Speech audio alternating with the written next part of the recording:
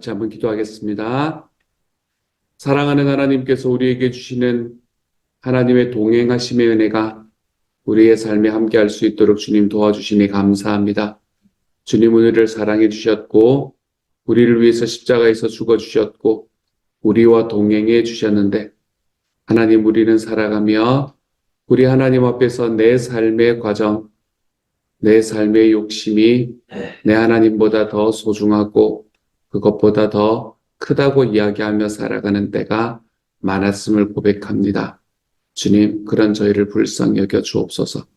주님의 뜻대로 살아가는 것이 우리의 삶의 우선이 될 수 있도록 하나님께서 도와주시고 하나님이여 그렇게 사는 것이 우리의 삶에 진짜 행복을 주는 길임을 하나님 우리가 경험으로 알 수 있는 하나님의 사람들 다 되도록 주여 도와주옵소서. 모든 말씀 우리 주님 예수님 이름으로 기도드립니다. 아멘. 하나님께서 우리에게 주시는 말씀 함께 읽습니다. 열왕기상 7장 1절부터 22절까지의 말씀입니다. 길쭉길쭉하네요. 말씀이 열왕기상 7장 1절부터 22절까지의 말씀입니다.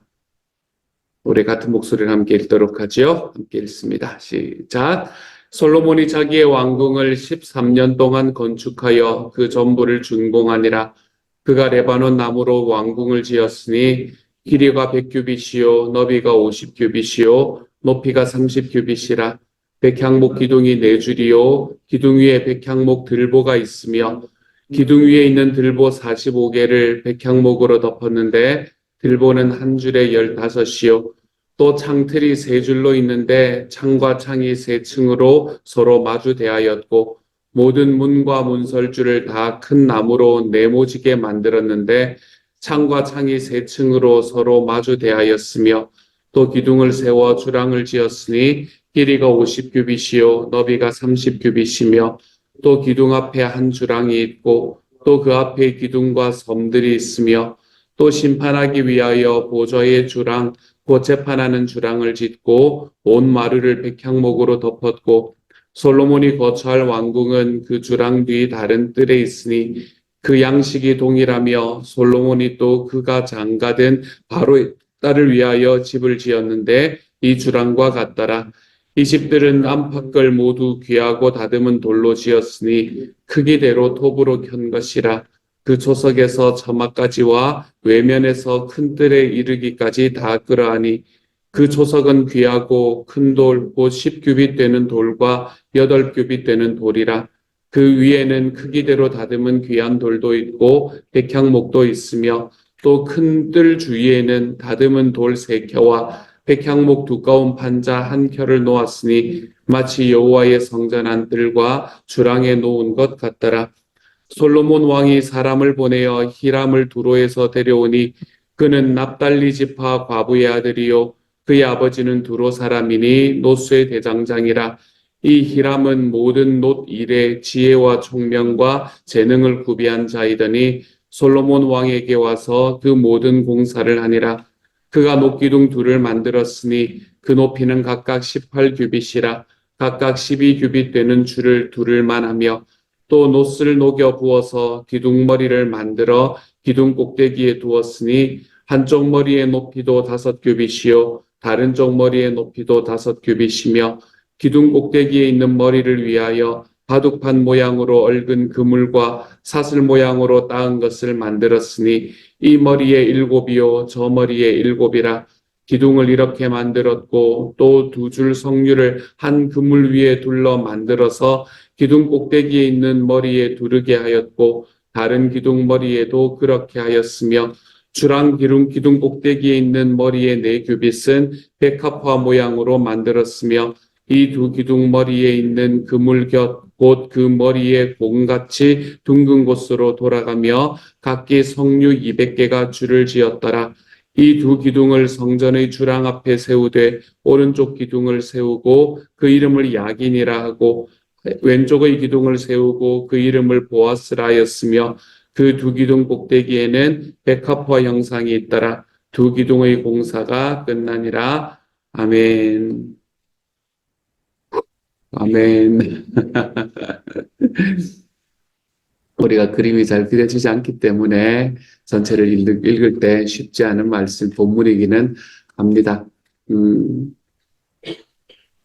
하지만 계속해서 읽는 건 이럴 때 읽지 않으면 우리가 잘 안 읽을 것 같아서 이럴 때라도 우리 본문으로도 다 한번 읽어보자 라는 마음으로 필요한 부분만 딱 읽고 오늘은 이 부분만 읽겠습니다 라고 해도 되는데 그냥 전체를 다 한번 읽어봅니다, 여러분.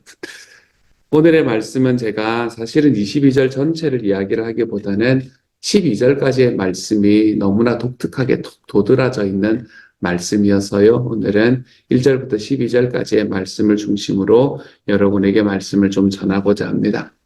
지금까지 뭐를 건축하는 이야기가 계속이 되었나 하면 솔로몬이 지금 즉위를 해서 이제 하나님의 성전을 건축하는 일이 지금까지 지속적으로 이야기가 되고 있었거든요. 하나님의 성전을 건축하는 일이 지속적으로 되고 있다가 오늘 말씀에 갑자기 1절의 말씀에서 갑자기 뭐로 방향을 바꾸나 하면 솔로몬의 왕궁을 건축하는 것에 대해서 방향을 딱 바꿉니다. 다 건물을 건축하는 일이기 때문에 지금 다 똑같은 건물이 지어지나 보다라고 생각하시는데 그게 아닙니다, 여러분. 1절부터 12절까지는 솔로몬이 왕궁을 건축하는 것에 대한 설명으로 방향이 딱 바꾸어집니다. 그런데 사실은 솔로몬의 왕궁은 솔로몬이 성전을 지으면서 왕궁을 같이 지은 게 아니에요. 솔로몬이 성전을 지은 후에 이제 이후 끝난 다음에, 건축이 끝난 다음에 이 왕궁이 지어졌거든요. 그런데 좀 이상하게도 갑자기 왕궁을 짓는 이야기가 중간에 턱 들어오는 것을 보게 됩니다. 그리고는 오늘 읽었던 후반부의 본문인 13절의 본문부터는 또다시 성전 건축에 관한 이야기로 딱 전환됩니다. 그러면 여기에서 질문이 생기는 거예요. 왜 성전 건축에 대한 이야기를 쭉 하다가 갑자기 왕궁을 건축하는 일의 이야기가 중간에 더 끼어들었을까라는 질문이 생기는 겁니다. 어떤 분들은 성전과 왕궁이 딱 붙어 있어서 그렇게 이야기를 했다라고 말씀하는 분들도 물론 계십니다. 하지만 저는 그런 의견에 동의하지는 않습니다. 저는 아무래도 오늘 말씀을 쓰는 열왕기상에 있는 이 성령님께서 솔로몬에 대해서 좀 비판적으로 보고 있구나라는 것이 제 마음에 느껴지기 시작을 했습니다. 왜 그런가라는 걸 제가 여러분에게 좀 말씀을 드리려고 해요. 먼저 오늘 성경은 솔로몬이 왕궁을 건축하는데 13년이 걸렸다라고 강조하고 있습니다. 13년이 걸렸다라는 말은 바로 앞에 우리가 어제 읽었던 말씀에 성전을 건축하는데 얼마가 걸렸다고 이야기했죠? 성전을 건축하는데 7년이 걸렸다라고 이야기하는 것과 딱 대조가 됩니다. 그러니까 성전을 건축하는 데는 7년밖에 걸리지 않았는데 왕궁을 건축하는 데는 13년이 걸렸다는 거예요. 대충 앞뒤 다 자르고 보면 한 2배 정도 그렇게 걸린 것을 우리가 볼 수 있게 되지요. 규모는 어떻게 되는가? 규모는 길이와 폭이 각각 2배씩이 됩니다. 성전의 길이와 그리고 왕궁의 길이, 성전의 폭과 왕궁의 폭을 비교를 해보면 딱 2배씩입니다. 그러면은 전체 넓이는 몇 배라는 걸 알 수 있어요? 4배 넓이라는 걸 알 수 있습니다. 규모도 성전의 4배나 됩니다. 물론 이것이 이제 성전이라는 곳은 하나님께 제사를 드리는 곳만 되면 되는 거지만 왕궁이라는 곳은 그곳에서 정사도 돌보아야 되고 사람들도 많이 오가야 되고 그리고 사람들이 사용하고 거기에 또 기거해야 되는 곳이 왕궁이었기 때문에 이 성전보다 더 넓은 더 넓은 면적을 가지고 있었다는 것은 이해할 만합니다. 그리고 어쩌면 당연합니다. 하지만 이 말씀이 이 말로 딱 시작한다라는 것은 좀 부정적인 시각임을 드러내고 있는 것 같습니다. 13년이나 지었고 전체 크기도 4배에 달하는 자기의 왕궁을 솔로몬이 지었다라고 이야기하는 이 말씀은 아무리 보아도 이 솔로몬에 대한 부정적인 이야기를 하고 있는 것 같습니다. 솔로몬은 바로의 딸을 위해서도 궁전을 지어주었다라고 이야기를 하고 있는 본문이 오늘의 말씀에 또한 나옵니다. 자기의 궁전뿐만이 아니라 바로의 왕의 궁전까지도 지어주었다는 겁니다. 솔로몬이 바로의 왕의 궁전을 지어준 것은, 바로의 왕의 딸의 궁전을 지어준 것은 진짜 이후의 이야기입니다.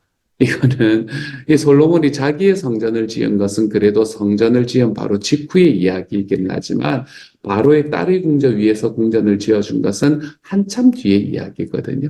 근데 이 이야기가 여기에 굳이 기록되고 있는 것, 이것도 아마도 솔로몬이 이 바로의 딸로 인해서 또는 바로의 딸로 통칭되는 이 여러 나라에서 온 자기의 왕비들로 인해서 아마 타락하게 될 것이다 라는 것을 암시하고 있는 내용일지도 모릅니다.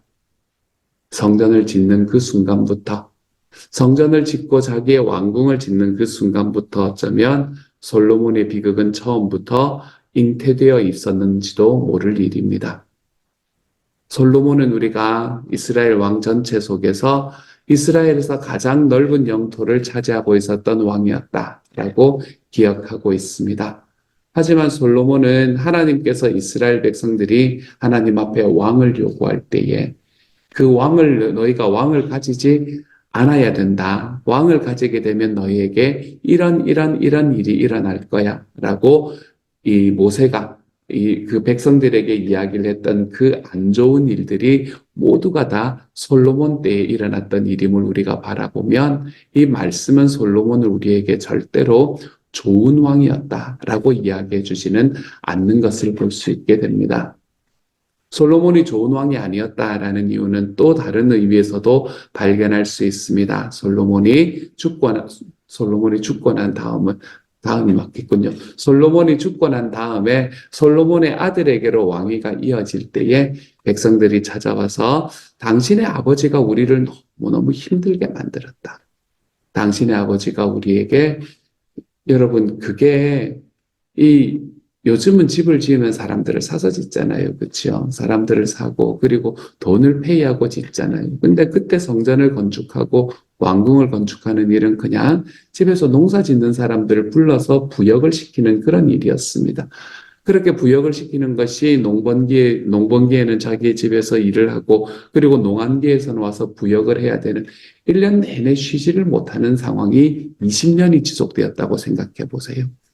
이게 여러분 절대로 쉬운 일이 아니었을 겁니다. 거기에다가 그것으로 끝이 났으니까 솔로몬은 각각의 나라의 곳곳에 요새를 지었다고 이야기를 했었었고 그리고 바로의 딸을 위해서 궁전도 지었었다라는 이야기, 그 모든 것에 백성들이 다 끌려와서 부역을 해야 되는 상황이 되었을 겁니다. 그러니까 백성들이 너무너무 힘들었던 거예요. 그래서 당신의 아버지가 우리를 너무너무 힘들게 했으니까 당신은 이제 당신의 아버지의 뒤를 잇지 말고 우리를 좀 편하게 만들어주세요. 우리에게 이 부역의 일을 좀 내려놓게 해주세요. 라고 요청을 합니다. 그런데 르호보암이 그 요청에 대해서 단호하게 거절하고요. 그리고 그 거절했던 것들로 인해서 나라가 갈라지는 것을 우리는 성경을 통해서 볼 수 있게 되지 않습니까? 솔로몬이라는 왕은 이런 면으로 보거나 저런 면으로 보거나 그렇게 썩 좋은 왕의 모습으로 성경은 이야기를 하고 있지 않은 것 같습니다. 그런데 솔로몬이 그렇게 썩 좋은 왕이 되지 않았던 이유 중에 가장 첫 번째 이유를 오늘의 말씀이 이야기를 해주는데 그것은 자기를 위해서 노력한 사람이었기 때문이다 라고 우리에게 이야기를 하고 있는 겁니다. 자기를 위해서 노력하는 것이 잘못된 것인가? 절대로 그렇지 않습니다. 우리들의 삶 속에서 하나님께서 우리에게 주시는 선물을 누리는 것, 이것은 항상 필요한 것이고 얼마나 감사한 일인지 모릅니다. 그런데 우리가 하나님께서 나에게 주시는 것을 누리는 우리의 삶이 우리를 교만하게 만들거나 내가 하나님의 것을 누리고 살아가는 것으로 인해서 내가 주님과의 관계가 멀어지게 하지 않도록 우리는 주의해야 되는 것이 필요합니다. 솔로몬은 이 경계에서 하나님의 것을 누리다가 자기가 사실은 자기가 그 모든 것들의 중심이 되었다고 생각하였기 때문에 자기가 교만한 자리로 들어갔던 것을 우리는 볼 수 있게 되지요. 하나님에 관한 열심을 이야기할 때도 마찬가지입니다. 우리가 교회 생활을 할 때에 하나님을 위한 열심, 나를 위한 욕심, 여러분 이 두 가지를 놓고 우리가 비교해 볼 때 이걸 딱 구분하기란 참 쉽지가 않습니다. 이것이 하나님을 위한 열심인가? 나를 위한 욕심인가? 여러분 이것을 딱 구분하는 것이 쉽지가 않습니다. 하나님을 위해서 큰 일을 한다라고 하면서도 사실은 나의 욕망을 채우기 위해서 살아가는 사람들이 얼마나 많은지 모릅니다. 우리의 내면을 좀 잘 들여다보지 못하면 여러분 우리도 이것에 쉽게 속아 넘어가게 될 겁니다. 내가 하나님을 위해서 힘써서 살아간다라고 열심히 살았는데 사실은 지나가고 보니 나의 욕심을 쫓아 살아왔던 삶이 되어 있는 경우를 우리는 발견하게 될지도 모릅니다. 이것을 구분할 수 있는 지혜, 하나님을 위한 큰일인가? 하나님을 위한 열심인가? 아니면 나를 위한 욕심인가? 이것을 구분할 수 있는 지혜는 오직 우리 주님의 말씀에서부터만 나옵니다. 우리 주님의 말씀을 늘 묵상하며 우리의 마음을 점검해 볼 줄 알아야 하겠습니다. 성경은 우리에게 하나님의 말씀은 살았고 운동력이 있어서 우리의 혼과 영과 골수를 찔러 쪼개기까지 한다. 그리고 우리 마음의 생각과 뜻을 판단한다. 라고 이야기합니다. 그러므로 사랑하는 여러분, 우리의 삶에서 하나님을 위한 열심인가, 나를 위한 욕심인가, 이것을 좀 분별하며 살아가 볼 줄 아는 하나님의 사람이 되어갈 수 있기를 소망합니다. 저는 이번 학기에 상공부를 하면서 한 분에게 그런 이야기를 들었습니다. 이분의 이제 남편은 예수님을 믿기는 하시는데 이렇게 교회 생활을 잘 하지 않으시는 그런 분이십니다. 그런데 이제 이분에게 이런저런 이렇게 할까 저렇게 할까라는 이야기를 좀 해보는 과정 속에서 그분이 그렇게 이게 갑자기 이제 다른 이야기를 하다가 갑자기 그렇게 이야기를 하더라는 겁니다. 만약에 너가 그렇게 하려면 일단 성경 2번은 통독해봐. 이렇게 이야기를 하시더라는 겁니다. 그러면서 자기가 깜짝 놀랐답니다. 그런 말을 할 사람이 아닌데. 그런데 그런 이야기가 이렇게 자기에게 탁 들려올 때, 야, 이게 무슨 말인가? 라는 것을 한 번쯤 생각해 보게 되었답니다. 그 이야기는 뭐를 이야기를 하나 하면 하나님을 잘 모르시는 분들도 안다는 겁니다. 우리의 마음속에 있는 생각과 판단의 기준이 하나님의 말씀이 되어야 한다라는 걸 주님을 믿지 않는 분들도 안다는 겁니다, 여러분. 그런데 하나님을 믿는 저와 여러분이 그걸 몰라서야 되겠습니까? 사랑하는 여러분, 우리 주님께서 우리에게 주시는 이 말씀은 우리의 마음을 비추는 거울이 됩니다, 언제나. 우리의 마음을 비추는 거울이 되는 이 말씀 안에서 나의 마음을 비추어 놓고 볼 때에 여러분 기억하십시오. 내가 하나님의 열심을 위해서 달려가고 있는지, 나의 욕심을 위해서 달려가고 있는지가 이 주님의 말씀 앞에 나를 비추어 볼 때 비로소 보이게 될 것입니다. 이 말씀 앞에, 말씀의 거울 앞에 여러분의 삶을 좀 놓고 살아갈 줄 아는 하나님의 사람들이 되어 가시기를 소망합니다. 솔로몬은 주님께서 성전을 건축하라 라는 이야기를 붙들고 그 길을 걸어가고 있었지만 하나님의 말씀의 거울 앞에 자기를 비추어 보지 못할 때에 어느새에 자기가 가지고 있는 자기의 권력을 더 크게 만드는데 자기가 가지고 있는 리소스를 사용하고 있는 모습을 우리는 보게 됩니다. 이게 구분하기가 절대로 쉽지가 않아요, 여러분. 그러므로 오늘 하루 이 질문에 여러분이 바르게 서서 한번 살아가 보십시오. 주님, 제가 하는 일은 하나님을 위한 열심입니까? 아니면 제가 하는 일은 나를 위한 욕심입니까? 우리가 이 질문에 대해서 하나님의 말씀의 거울 앞에 서서 올바르게 분별하며 살아가 볼 줄 아는 하나님의 사람들이 좀 되어 가시기를. 그러기 위해서 정기적으로 말씀 읽는 자리에 좀 서 보십시오, 여러분. 정기적으로 말씀을 좀 읽고 우리가 1년에 한 번 정도는 말씀을 읽어야 되지 않겠습니까? 그렇죠? 1년에 한 번 정도는 내가 저거 정 힘들다 그러면 2년에 한 번 정도는 어떻게든 우리가 말씀을 좀 읽고 그 말씀에 익숙해지는 자리에 좀 서 있어야 되지 않겠습니까? 말씀을 읽어야 내가 그 말씀에서 나를 거울로 바라볼 수도 있고 그러는 거죠. 그렇죠? 우리가 말씀을 읽는 자리, 그 말씀에 나를 바라보는 자리, 여러분 그 자리에 반드시 서보실 수 있는 하나님의 사람들이 되어 가시기를 우리 주님의 이름으로 축복합니다. 같이 한번 기도하도록 하죠. 사랑하는 하나님, 솔로몬이 성전을 건축하다가 주님의 말씀 위에 서 있다가 갑자기 왕궁을 건축하는 일. 하나님, 그것도 자기 하나님의 말씀보다 더 많은 욕심으로 하나님의 자기의 왕궁을 크게 건축하는 일을 우리에게 보여줍니다. 엇나간 것이지요. 하나님의 말씀 위에 자기를 거울처럼 바라보지 못한 것이지요. 사랑하는 하나님, 솔로몬을 바라보면서 혀를 끌끌 차는 저희들의 모습은 그렇지 않은가 다시 한번 돌아봅니다. 사랑하는 주님, 저희가 하는 모든 일에서 하나님을 위한 열심인가, 나를 위한 욕심인가를 주님의 말씀의 거울 앞에서 분별하며 살아갈 줄 아는 하나님의 사람이 되도록 주님 도와주옵소서. 그러기 위해서는 말씀이 무엇인지를 좀 알아야 되니까.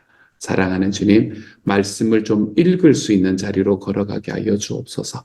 하나님의 말씀을 정기적으로 읽고 주님의 말씀이 무엇이라 말하는가를 내가 좀 바라보고 하나님이여 그 주님의 말씀 위에 서 있기 때문에 주님, 내가 나의 삶을 분별하는 것이 하나도 힘이 들지 않을 수 있는 하나님의 사람들이 되도록 주여 도와주옵소서. 날마다 나의 욕심과 주님을 위한 열심을 하나님 잘 분별하는 지혜를 가지고 살아갈 수 있게 하여 주옵소서. 모든 말씀 우리 주님 예수님 이름으로 기도드립니다. 아멘. 하늘에 계신 우리 아버지, 아버지의 이름을 거룩하게 하시며 아버지의 나라가 오게 하시며 아버지의 뜻이 하늘에서와 같이 땅에서도 이루어지게 하소서. 오늘 우리에게 일용할 양식을 주시고 우리가 우리에게 잘못한 사람을 용서하여 준 것 같이 우리 죄를 용서하여 주시고 우리를 시험에 들게 하지 마시고 악에서 구하소서. 나라와 권능과 영광이 영원히 아버지의 것입니다. 아멘.